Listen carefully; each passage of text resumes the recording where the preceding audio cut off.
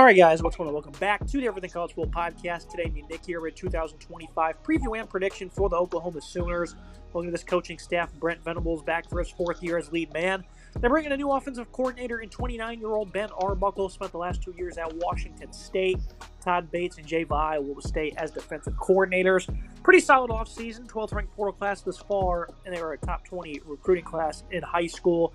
6-7 last fall, but they did have a notable win late in the year as they knocked Alabama from the college football playoff. Looking at this offense, Nick, last fall we knew this unit was going to struggle, especially up front. Jackson Arnold is a first-year starter. He needed a lot more help than he ended up getting, and that includes just a string of bad luck, too. Because, again, we knew the O-line would be poor. The wide receiver group in the passing game, though, had a lot of upside. But, their top 7 receivers were hurt the entire season. They had nobody available. And the only ones that really caught passes last season decided to transfer out. So it's a complete fresh reset for this offense at the skilled positions. And, of course, at quarterback, you start with John Mateer. Phenomenal addition, one of the top players available in the portal, following his offensive coordinator over from Wazoo. I loved watching this guy, 6'1", 219. He's a very crafty player, a variety of arm angles. He's a great runner, has really good speed. He has nifty moves as well, a quick change of direction. I think he showcases a strong arm, a really impressive quick flick. He can often look to scramble too quickly, sometimes can put too much air in the ball. Of course, he needs to find more consistency and some improved mechanics. Not much to not like about John Mateer, Nick. Of course, there's going to be, maybe some issues when it comes to, an up in competition from Washington State now to the SEC. A lot of us think he's built for it. What do you think's going to happen? What's the expectation for him? Because obviously they're incredibly high, but do you want to be more realistic, or are you going sky high as well? It's very hard to win football games when your offense has no offensive line and your weapons are all hurt. But somehow Oklahoma found a way to win some games and beat Alabama in the process last year. And this year the offensive verdict looks a lot better. This offense was struggling last year. They lacked a little bit of identity. 330 yards per game, 113th in the nation is not good enough. 119th in the nation in passing. It's just not good enough. They went out and they decided to address the problem by bringing in a signal caller and John Mateer. I am very high on him as well. And this is a kid who can really show that sky-high potential and be absolutely dominant in this offense. Bringing along his OC as well, a great move. I think that's a really smart way to do this. This is a kid that was really solid last year at Washington State and showed a ton of high upside potential. 64% comp rate, 3,100 yards passing, 29 touchdowns to 7 picks, and I think the biggest key as well is 830 yards rushing and 15 rushing touchdowns last year. He is not afraid to put his body in the line, 6'1", 225. He's going to take hits. He's going to run the ball when necessary. Going to lay out there, put his body on the line. And I think that's a really big trait to have. They can really do a lot with this offense. They can design it around him, really build it for his skill set, and that could lead to a lot of success. He was one of the top names in the portal for a reason. They bring him in. I think it's a seamless fit. Will fit like a glove, plug him in, and you'll get success early on. I love what they do here. I love this ad. Let's go ahead and look at some of these weapons at wide receiver. The one notable return is Deion Burks. He was a top addition in last year's portal class. Showcases great speed, top-notch vertical threat, has good ball tracking, nice route running, covers a lot. Covered a lot of targets out of the slot last season. Seems to have a good feel for zone coverage. Had 2 different injuries last year, limiting to only 5 games, 5'9", 194. They picked up a good X-receiver in Giovanni Green. He had 1,200 yards for Arkansas Pine Bluff at 6'3", 205 pounds. He's probably going to be leading down a bunch. Keontez Lewis. He didn't do much at Wisconsin for 2 years before moving to Southern Illinois, where he had a resurgent season, posting over 800 yards as an outside wide receiver at 190 pounds. Isaiah Satanga. He was a speed guy for Arkansas. Seen more usage out of the slot this past year. Had only 2 drops all season, so he should find plenty of time in this rotation. Also picked up Josiah Martin. We only had 100 yards for Cal this past year. They have 2 true sophomores I like, and Ivan Caron and Zion Kearney. Both made big impacts in the bowl game.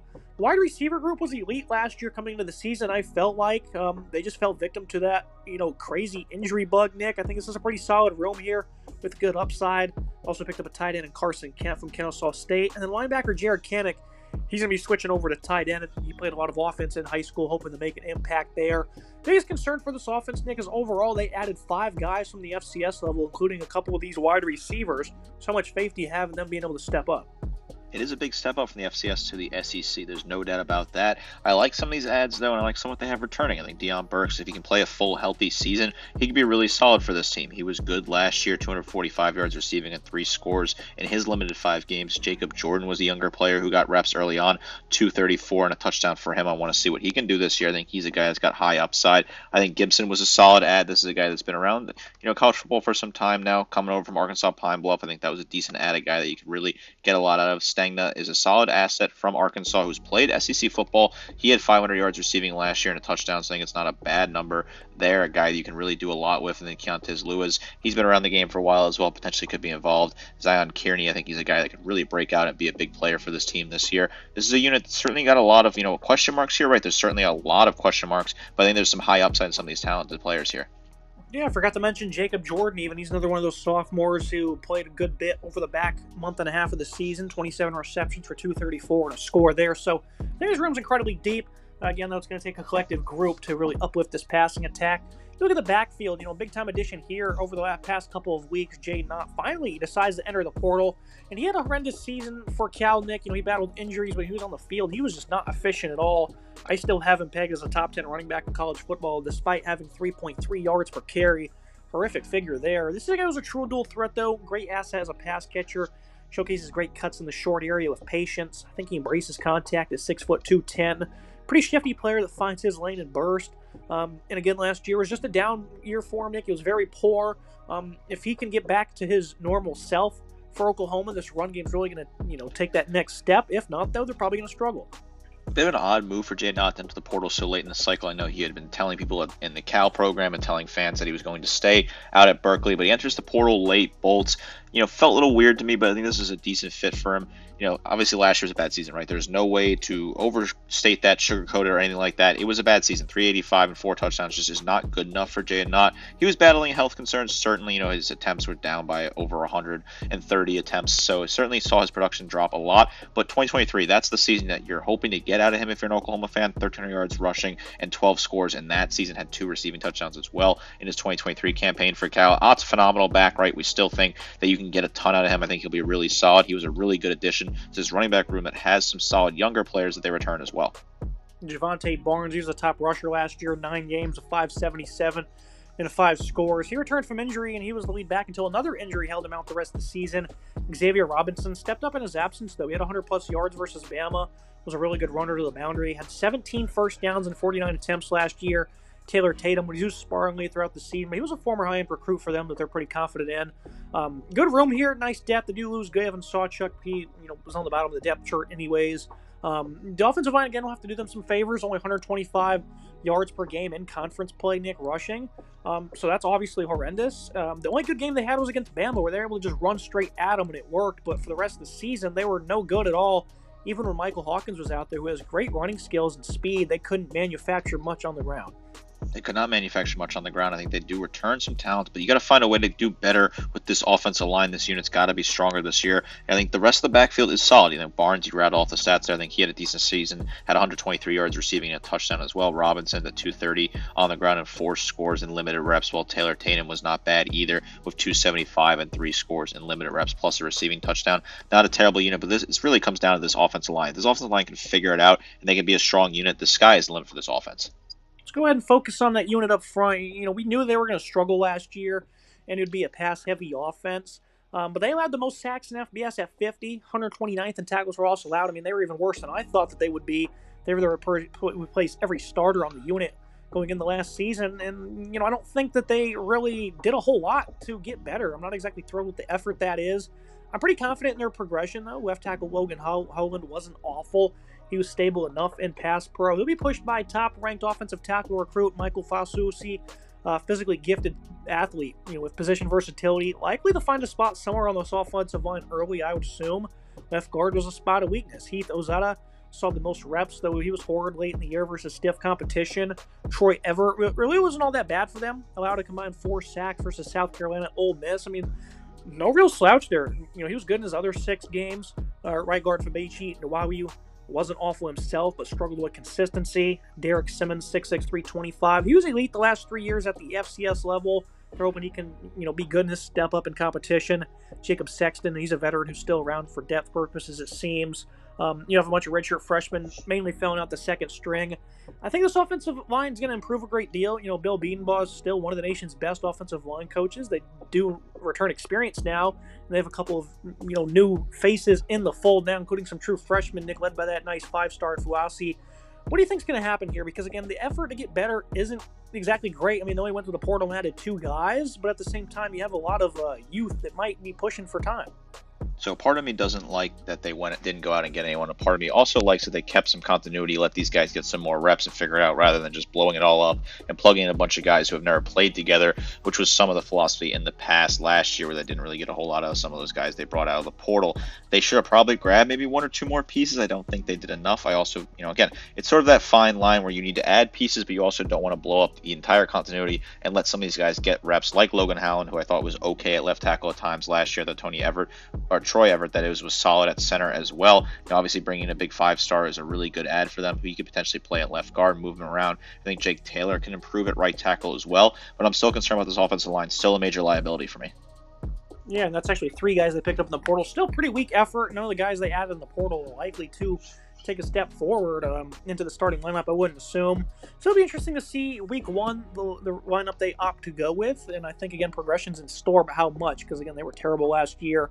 Looking at the offensive verdict from me, the Sooners had a perfect storm of negatives all hit at once last year because, again, they replaced all starters on the O-line, so they were likely to go pass heavy, and they can't do that because everybody was hurt. So now back to square one. They went out and got a new offensive coordinator. His elite passer, and John Mateers, is going to lead this unit. Most of the transfers on this team do come from the FCS level, which is somewhat concerning, but I think the scheme, along with an improved O-line and some of the versatility they have, will lead to big results. Of course, you want to monitor how Mateer moving to the SEC will do, because he could struggle early on, especially with those big, tough road games. I'm going to go with a B+, Nick. That's what I'm going to put it right now.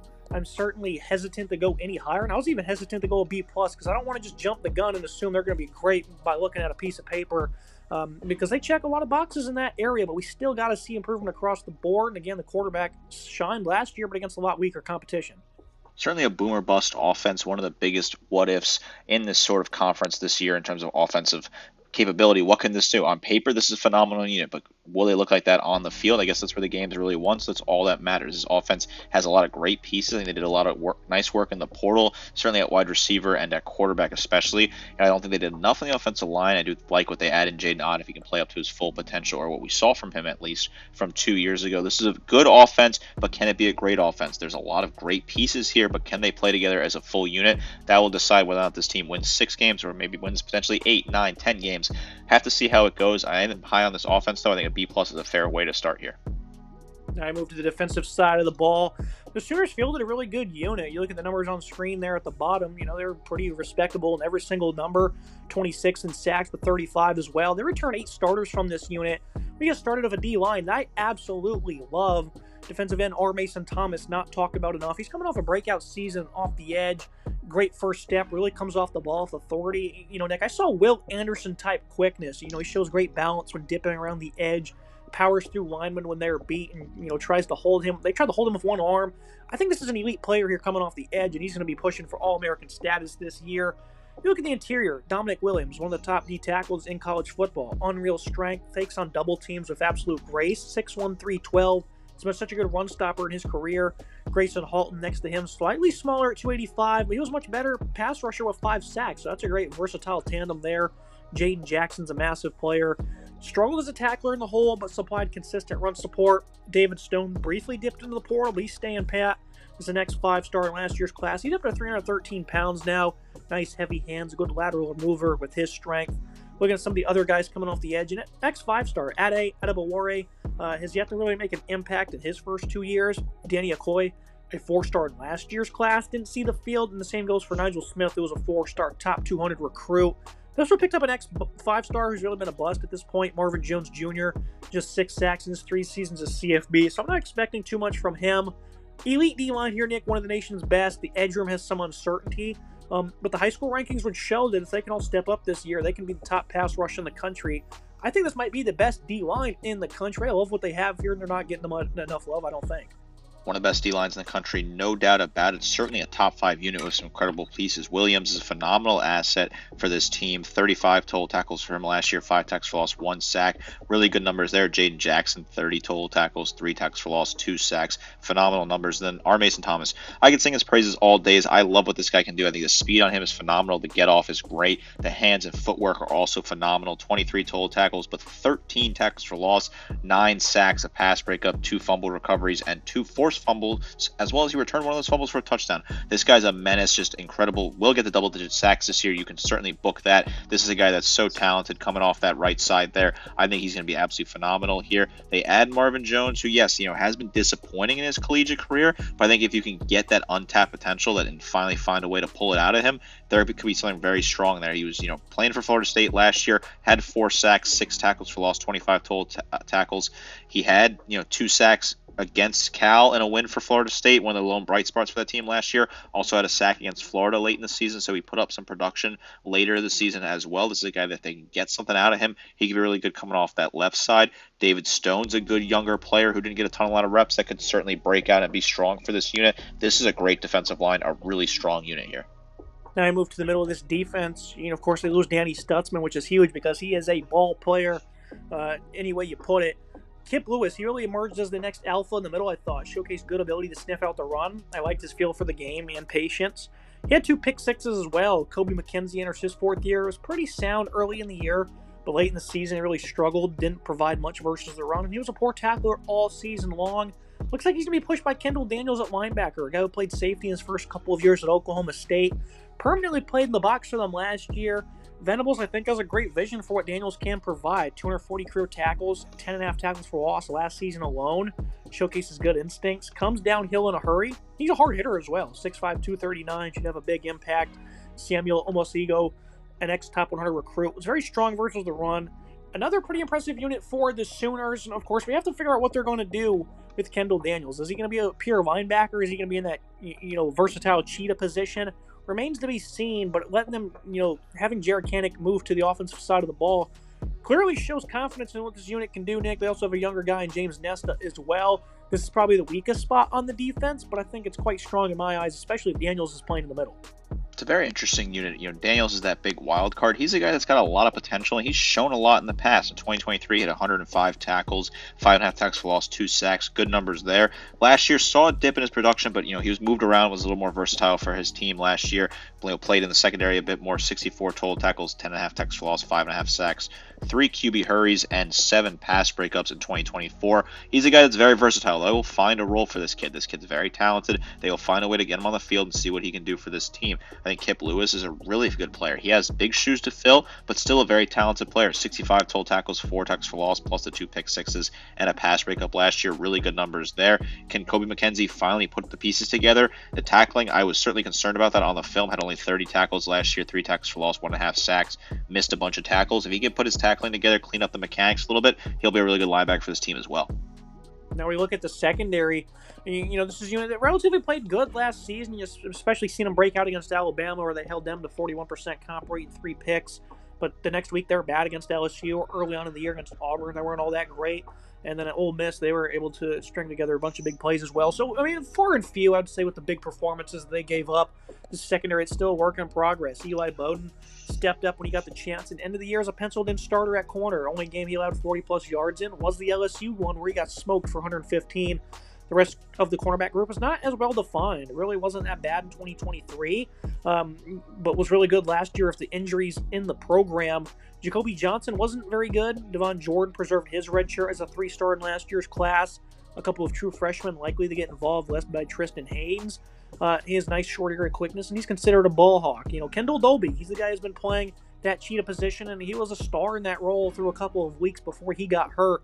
Likely to play more slot this season, but he has that versatility that will most certainly be utilized. And, of course, the aforementioned Kendall Daniels is going to mean that cheetah position is going to be well intact and allows them to kind of move the pieces around in the back end here.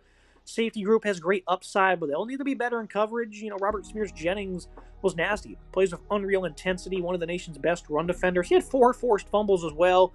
Peyton Bowen enters 3rd year in the program, has established himself as a nice tackler/run defender. Needs to find more edge in coverage, though. Secondary collectively, Nick, got worse last year in terms of allowing big plays. Bad angles led the yards after catch. They did improve in that area compared to 2023, but they had significantly less interceptions and, again, gave up more big plays. I'm confident this secondary can improve across the board. Again, there's a lot of pieces to be moved around. They had 20 picks, though, 2 years ago, Nick. Only 9 last year. And if you take the Bama game out, that's only 6. So they went almost 2 months without an interception. The Bama game's the only one where they produced plays on the ball. So they need to be a lot better. I assume they will. What's your take? They certainly have to be better at finding a way to get interceptions, force turnovers, and give their offense a good field position here. I like what they return. I think Robert Spears-Jennings is a really good player. 66 total tackles, 5 tackles lost, 2.5 sacks for him, plus a pick, a pass breakup, and the 4 forced fumbles you mentioned. He's a do-it-all guy. Love what he can do. I think Peyton Bowen is a really talented player that continued to grow throughout his career. 34 total tackles, 2 tackles for loss for him last year. Eli Bowen was really good for this team and certainly came into his own in the second half of the season. 30 total tackles, 2 tackles for loss, a pick, and 4 pass breakups. I like what they can do with moving some of these pieces around. Kendall Doby, want to see what he can look like. Gentry Williams, he's a guy that's a veteran, been around the program for a while. Want to see what type of way that he can get involved in this defense as well. This is a secondary that I think has some high upside. They weren't bad at all last year by any stretch of the imagination. A top 50 unit against the pass. I think it's certainly possible they can be a top 50 unit against the pass again this year. Yeah, Gentry Williams was the guy I was referring to a second ago when I was talking about how he wasn't that bad in 2023, missed all of last year of injury. He's a veteran in the program at this point, so I want to clear that up. Collectively, though, I think this is a phenomenal defense. The grade's an A for me. The verdict, the Sooners will field a top 5 defense, I think, nationally in 2025, as they have an elite D-line size, skill, and depth, where the middle of the defense is pretty good in those areas under Venables typically, and the secondary is a bit of a work in progress, but have versatility and talent, and worst case will get great run-stopping prowess from its back end, even if they struggle in coverage. And if they can play like they did 2 years ago, Nick, where they force that kind of ball production, this is going to be an A-plus unit across the board. Might even contest for the tops in the country. Is top 5 a fair assessment? I think it's certainly pushing top 5. This is a phenomenal defense, and I trust the coaching of Brent Venables. He's a guy that knows his way around a defense. His Clemson units in the past were absolutely phenomenal. His previous defensive units when he's the defensive coordinator at Oklahoma were phenomenal. This is a unit that's got incredible defensive line pressure. They will put a lot of pressure on the quarterback, tons of QB hurries and sacks. I like the linebacking core. I think the secondary will certainly be a good unit, returning a mix of veterans and some younger guys that can certainly step up. I like what this defense can do. I think it caps off a really solid roster here. Looking at the schedule preview and prediction. Told you about a month ago, Nick, that Oklahoma's win total 6.5 seemed a bit rude and was lock of the year. That was minus 110 on the over. Now it's like minus 200. Somebody was listening to us, but I think everyone's realizing how good this team really is, and the books are probably going to have to bite the dust on that one. I just rattled off how much I love the defense. While on the other side, if the offensive line can play to a capable level and improve across the board, the additions they made this offseason, and Mateer and Ott and some of those pass catchers are going to play at a very high level, I think. And as long as he can settle in during SEC play, that being this new quarterback, and of course I think this offensive line will benefit from the coaching, they're going to be able to compete in the conference. I wouldn't be shocked if they make the playoff this year. I'm going to go 8-4, though. I think you're going to see some greatness, and I think you're going to see some sourness as well. I mean, this is a very tough schedule still across the board. I think maybe 9-3 would get you in. Nick, I think they're going to be undefeated going into the Texas game, and if they win that game, which they certainly can, right, this is going to be a very dangerous team. It's probably going to be number 1 in the country, quite frankly. You find out early week 2 against Michigan, it's a very good defense, what this offense is made of. That's a great non-conference game. And again, it's a great opportunity to see what's in store for them before they enter SEC play, Nick. So it's a winnable game, but you're also going to get tested and see the strengths and weaknesses. So that's perfect timing for them. Back-to-back road games at Tennessee and Bama, I think, are going to be slip-ups. And then they host LSU late in the year. That's really a coin toss at this moment. And that's another very winnable game for them, Nick. So 2 of the losses are toss-ups. I really like the schedule top to bottom. This is not, even though, name value, it's really tough. This is all winnable for them. This is all winnable, certainly. This is a very talented roster that has a very manageable schedule. They can certainly beat Tennessee on November 1st. That's a team that's certainly in flux right now. There's a lot of question marks with Tennessee. This Oklahoma team can go in there and absolutely shock them. I think it's certainly possible they put that together. They could beat Alabama on the road. They beat Alabama last year. Who says they can't do it again? It will certainly be tougher in Tuscaloosa, but they could find a way to get the job done. I think they could beat LSU at home as well. LSU could be in some trouble by the end of the season, potentially, if things don't go their way early on. Maybe they're cashing out a little bit, and this OU team has a lot more to play for. look at the game against Texas, obviously a rivalry game. Anything can happen. I certainly would bet on Texas winning right now, but I think Oklahoma can certainly keep it close and make things happen. I think at South Carolina is certainly an interesting trap game, but it's still a very easy, winnable game at times for this Oklahoma team. They'll be tested in that game, but I think they can find a way to pull out in that one. The Michigan non-conference game is fascinating in week 2. That's a key matchup on September 6th. I'm excited to see how that shakes out. Kind of funny they traveled to Temple on September 13th. The end of a home and home that they did with the Temple team that they blew out last year. I believe that was week 1. They beat them by a ton. So maybe this is nice for some Oklahoma fans or alumni who have settled in Philadelphia to go catch a game at Lincoln Financial Field, home of the Super Bowl champion Eagles. So, that's there. You can look at that, I guess, if you want. I think they beat Ole Miss as well pretty handily. I like that matchup a lot for them this year. The schedule, it's got some interesting parts of it, but I think this team could certainly get 9-10 wins right here. They could find a way in the playoff. They beat Tennessee. I think they're knocking on the door of the playoff. 6.5 is certainly disrespectful. I think people are just not really buying into some of the players they added, but you and I are going to buy in here. I like what they added. I like what they have on defense, and I like the coaching. The people talk about Brent Venables needs to lose his job. Some people in Barstool were saying that. I saw that in a post a couple weeks ago. That's a crazy thing to say, right? This is a guy that thinks putting the program together. He's building and developing a program. I know the results have not been fully there yet, and they have a high expectations down there in Oklahoma, but this is a team that I think can really blow those expectations away this year and be competitive in the SEC. I just love the way the schedule is constructed because they get Michigan and Auburn at home, 2 games that you should certainly win, but at the same time, you're going to be able to flex some muscle. So I think that's just beautiful, Nick, the way it works for them. And then you get your test against the top 3 Texas team, most likely. They can really catapult you up the rankings. I mean, it's just beautiful the way this is set up, quite frankly. I do like the schedule a lot. It's a schedule that's really fascinating. I think we rattled off a lot of key moments there, but they could find themselves in a great spot come October 11th. If Texas has a loss early in the season to Ohio State, maybe they'll be in a little bit of a tougher spot here. Oklahoma could certainly cement themselves as a key team in the SEC against Texas. Yep, Oklahoma's my biggest sleeper in the country. I'll go for 8-4 for now, but I can certainly see them, winning 10, 11 games. That's me for this episode. Make sure you guys like, comment, subscribe. See you next time.